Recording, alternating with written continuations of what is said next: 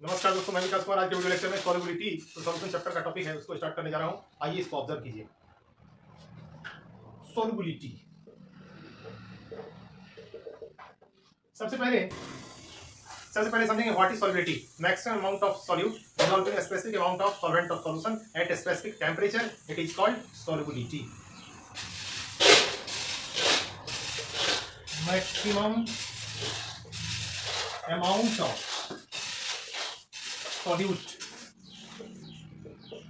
dissolved in a specific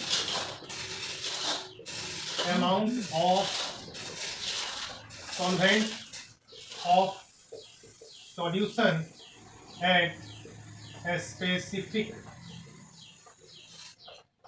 temperature, it is called solubility। इस प्रकार दिए गए सिलेबस के हिसाब से हम लोगों को पढ़ना है ए में solubility of solids in liquids. दूसरा पढ़ना है solubility of gases in liquids. इस प्रकार एक एक करके हम लोग इसको सीखेंगे। आइए हम लोग सबसे पहले स्टार्ट करेंगे solubility of solids in liquids. पहला स्टार्ट करेंगे solubility of solids in liquids. Solubility of solids in liquids are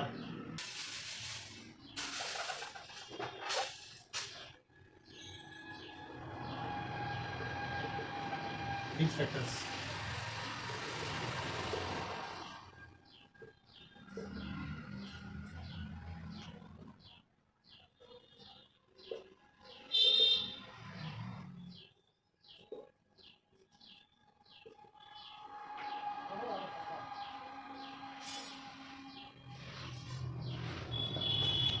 Solubility of solids and liquids are affected by these factors: nature of solute and solvents, temperature and pressure. Nature of solutes and solvents, temperature and pressure. ये तीन factor हैं जिससे solid की liquid में solubility क्या होती है, affected होती है, प्रभावित होती है। आइए एक करके हम समझते हैं। सबसे पहले nature of solute and solvent. Polar solutes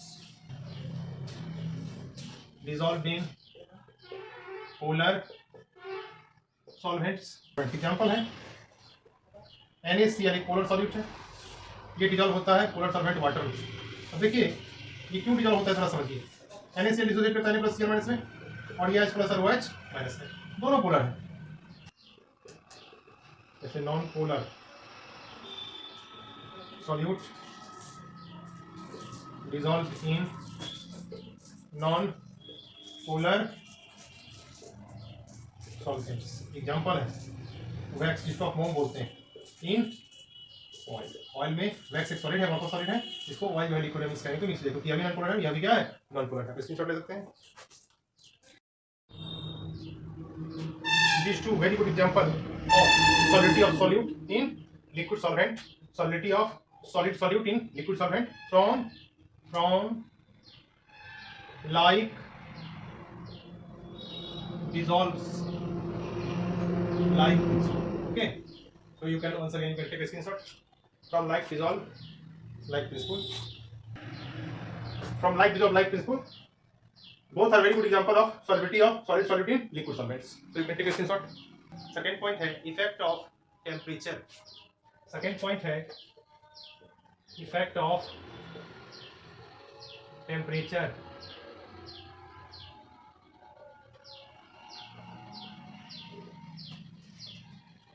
From layers principle. ठीक है, इससे क्या होता है, solubility of solids in liquids. ये डिपेंड करता है टेम्परेचर के साथ। देखिए if delta H of solution की वैल्यू अगर 0 से ज़्यादा हो तो रिएक्शन क्या होगा, एंडोथर्मिक रिएक्शन। ठीक है, तो क्या होता है, solubility of solids in liquids become increase with increase in temperature।